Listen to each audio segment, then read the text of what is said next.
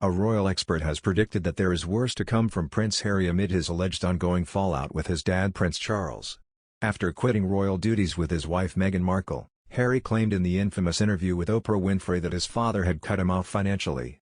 And, more recently, Harry appeared to take a swipe at the heir to the throne when he claimed that he had warned his father about the businessman at the heart of the so-called CBE scandal. The Prince of Wales has denied having any knowledge about the exchange of cash for royal honours, but the chief executive of the Prince's Foundation, Michael Fawcett, has stepped down.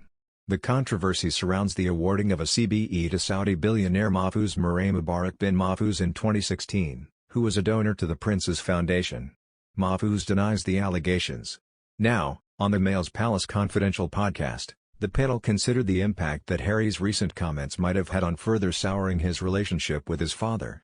"I feel really sorry for Prince Charles," began the Mail's diary editor Richard Eaton. "The Queen was always going to be an extremely hard act to follow, and there have been plenty of doubts about Prince Charles as king. He needs his sons to be supporting him and emphasizing what a good monarch he would be, and instead he is Harry launching these brickbats from across the Atlantic. I think there will be worse to come." There is reportedly tension in the royal institution as the monarchy awaits the release of Harry's autobiography next year, which he has said will be a first-hand account of my life that's accurate and wholly truthful. Richard continued, "I do worry that eventually, Harry will come out, perhaps after the death of his grandmother, and come out against the monarchy altogether. I think he's probably holding his gunpowder for that moment." However, royal historian Tessa Dunlop disagreed, saying, "I think that we overstate our tragic story that we're building around Charles." She suggested that with the backing of the royal institution, the Prince of Wales' reign as monarch would go smoothly. On the other hand, Tessa claimed, "It's Harry that's the vulnerable one. He's alone, in California, probably missing his family. I've always felt a bit sorry for Harry." The royal historian also dismissed the argument that the Duke of Sussex had the intention of damaging his father through his criticisms of the monarchy. "I think he's protecting himself because he's left the monarchy, he therefore has to inadvertently criticize the monarchy, which therefore does do damage to his family," she pointed out. In the other hand, Camilla, the Duchess of Cornwall, never tried to replace Princess Diana in Prince Charles and his son's life but has been acting as a buffer between both the parties. Author Judy Wade claimer. The List reported, "It's worth noting Camilla apparently never tried to take Diana's place. Funnily enough, nowadays, she acts as a buffer between the boys and their father." In a 2007 documentary about William and Charles, the late royal expert Judy Wade revealed that Camilla serves as a go-between, particularly when Charles' sons do something their father wouldn't necessarily approve of.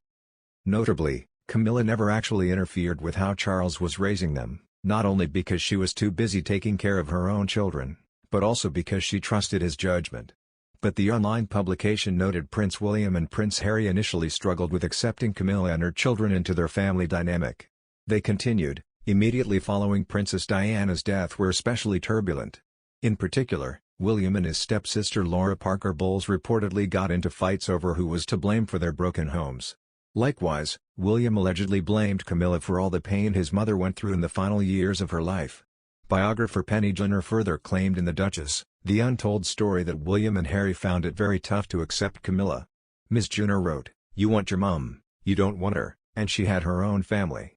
Relationship expert Neil Wilkie told that it has been difficult for Camilla to build a healthy relationship with William and Harry after her marriage with Prince Charles. Mr. Wilkie said, "She's not trying to overshadow the memory of their mother, and in normal life it's a very difficult job being a step-parent. Particularly of a birth parent who died, because the birth parent who died is often held out as being the perfect person whose life was cut short, cruelly. And it's very difficult for step-parents, firstly to replace them in the eyes of the person they are married to, Charles, and secondly to replace them in the eyes of their children. And to do that, well, you just have to stand back to give children space to grow into and space for them to grow their relationship with you." He further added, "She hasn't tried to replace Diana. She's just tried to be somebody who's there for them, who loves their father, who cares for them. So, I think she's done a really good job in doing that.